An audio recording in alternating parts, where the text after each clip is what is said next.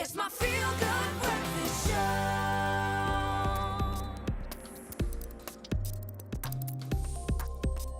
Just follow that funky beat all the way to your TV screen. Welcome back. You're live with Expresso. Time for your weekly tech roundup with expert, aficionado, tennis, Janssen van Rensburg. And today we revisit a technology that we spoke about a few months back. Is it here? We will find out. 5G has been in the news again, and today we are taking a closer look at how the technology is actually going to work. And I say work, hopefully. Tennis, welcome, my friend. Thank you. 5G, is this the fifth dimension? What's going on? Where do we stand? First of all, what's the difference between 4G and 5G? Just refresh our memories. Well, other than obviously the speed that your phone will be connecting to the network with, the fundamental technology that underpins it is quite different. So for the first time since 2G, essentially, the technology that's going to enable these amazing speeds is quite different than your LTE 4G networks that we're using now. Does this mean a big shift in infrastructure? Definitely. There's going to be a lot of kind of infrastructure needing to be laid again. The towers will be different. The hardware in your phone will be different to connect to those networks. So the infrastructure is going to be, you know, a rollout over a couple of years. Now, when you say the hardware in our phone, does this mean we need to get new phones, or do we need to get upgrades on our phones or updates on our phones? How will this kind of meet the market in that commercial space? Yeah, so you'll definitely have to have a brand new type of phone.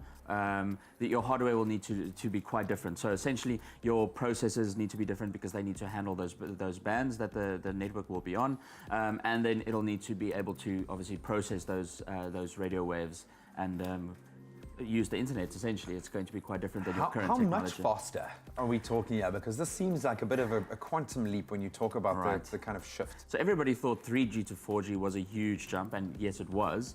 But we are looking at an average speed on 5G of about 1.5 gigabits per second.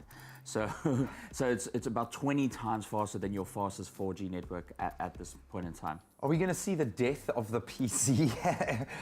What do you see this meaning in the grand scheme of things in terms of what we do on our smartphones? And we've already seen a big shift in what someone like, for instance, Samsung, did away with laptops to focus on smartphone. Is this why they're doing this? Because so much more of our processing capability is coming to bear on our smartphones? Look, I don't think it's going to affect your current ways of doing things. It's just going to affect how you do those things.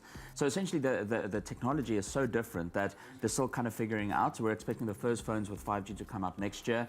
And then by 2020, hopefully all of us will have 5G connected phones. It's going to change the way you use your devices, because you'll be able to connect, for example, your VR headset will be able to show you live 4K streams. Your computer will obviously be connected a lot faster. Your phones, laptops.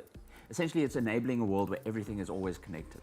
So what you're saying is we're approaching the singularity. The singularity is there, it is looming. The internet singularity is coming. It sounds good to me, buddy. Normally our tech chats terrify me, but this one actually really does make me excited. You can let us know what you think about this quantum leap in processing power and speed in our hands.